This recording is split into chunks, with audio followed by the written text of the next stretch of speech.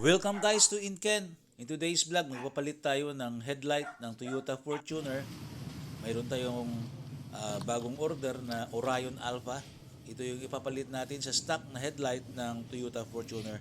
So ipakita muna natin guys. So ito guys yung before natin bago tayo magpalit ng ating Orion Alpha. Ayan guys, yung before natin. So i-compare natin ito sa after na nagpalit tayo ng Orion Alpha para makita natin yung difference ng ating headlight. After changing Orion Alpha. Ito na guys.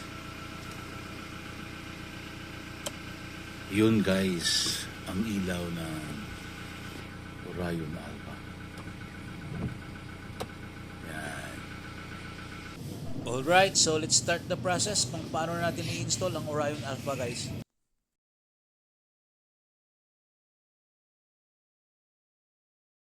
Ito yung tatanggalin counterclockwise. Counterclockwise.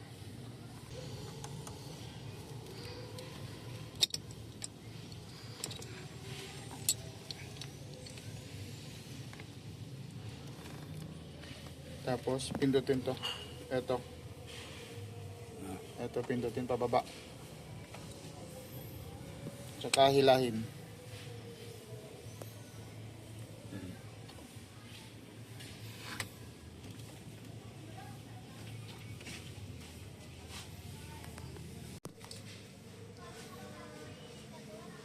Halogen LED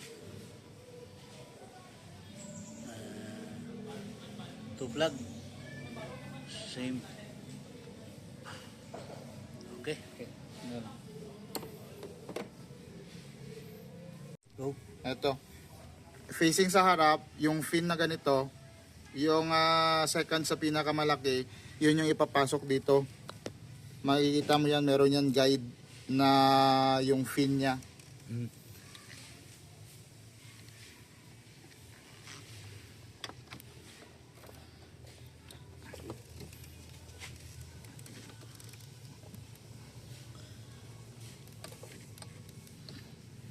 Yan.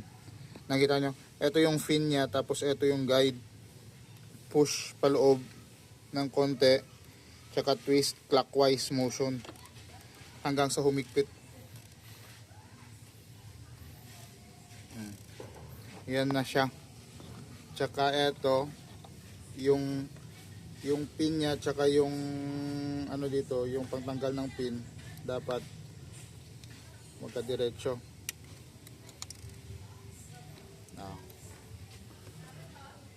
Okay na yan.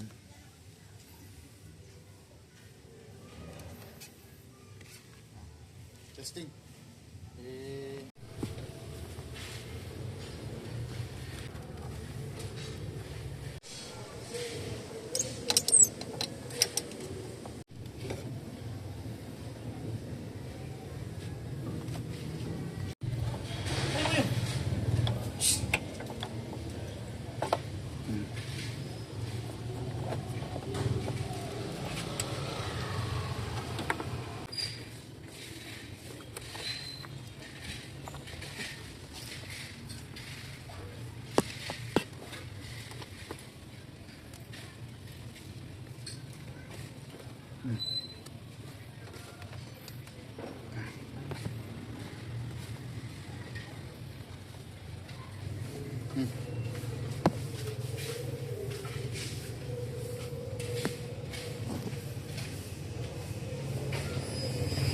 Start. Sige. Tapos ang subak. Low. Low on line. Okay. Okay guys.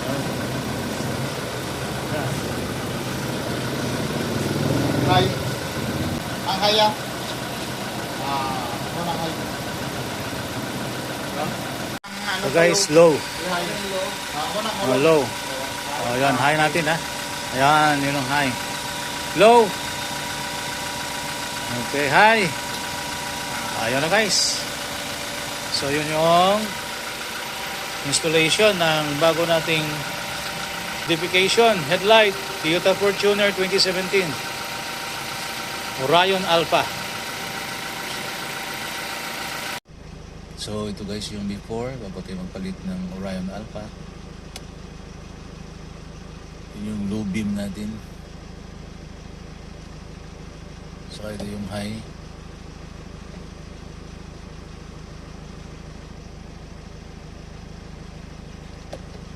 Low.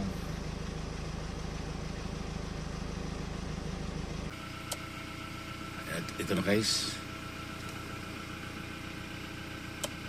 Yun guys, ang ilaw ng Orion Alpha. Yan.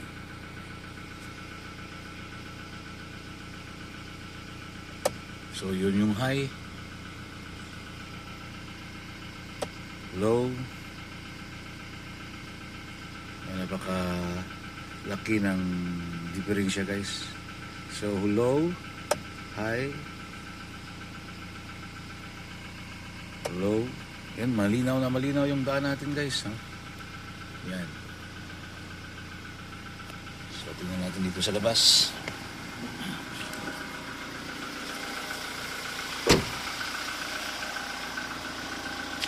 Yan guys. Ayan.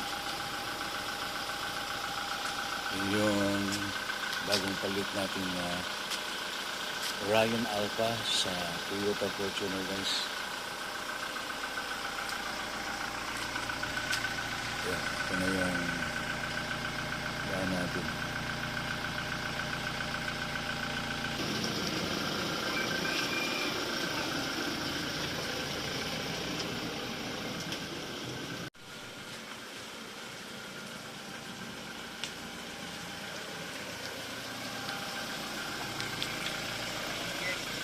Okay.